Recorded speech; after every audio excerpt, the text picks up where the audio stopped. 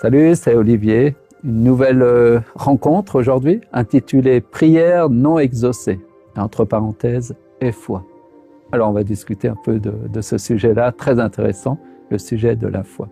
Nous avons vu jusqu'à présent que Dieu nous appelle chaque jour comme tel un pèlerin infatigable qui cherche à restaurer justement cette relation brisée entre lui et ses enfants, entre le ciel et la terre. Car en réalité, c'est, comme nous l'avons vu, toujours Dieu qui prie en premier, espérant que nous nous tournions vers lui et que nous acceptions un peu de lui répondre et de recevoir l'eau vive qu'il nous offre. Cette eau vive qui est une source qui jaillit jusque dans la vie éternelle. Dieu désire donc combler les hommes de ses bénédictions. Ses promesses expriment sa volonté profonde. En Jésus-Christ, aucune prière n'est laissée sans réponse et aucune promesse n'est impossible à accomplir.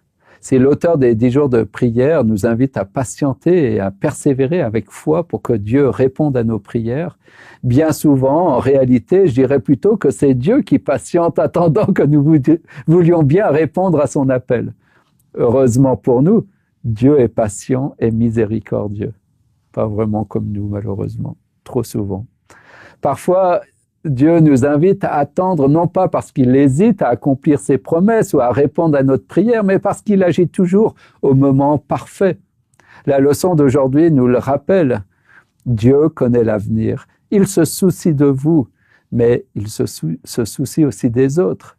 Et le texte continue en nous disant qu'il se peut qu'il ne réponde pas maintenant parce qu'il a une meilleure réponse ou que ce n'est pas le meilleur moment ou que vous n'êtes pas prêt pour son plan.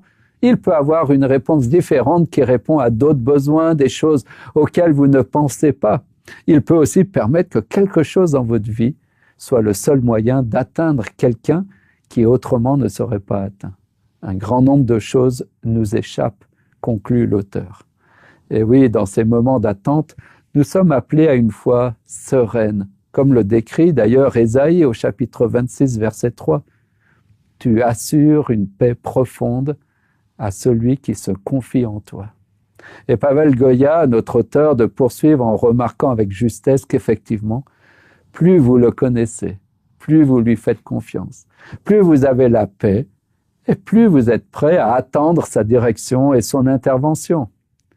Et il nous encourage, fixez vos yeux sur lui, sur son amour, sur ses promesses et sur la manière dont il vous a guidé lors des défis passés. Pavel Goya évoque l'exemple d'Abraham, qui me semble d'ailleurs très parlant quand il s'agit de parler de la foi.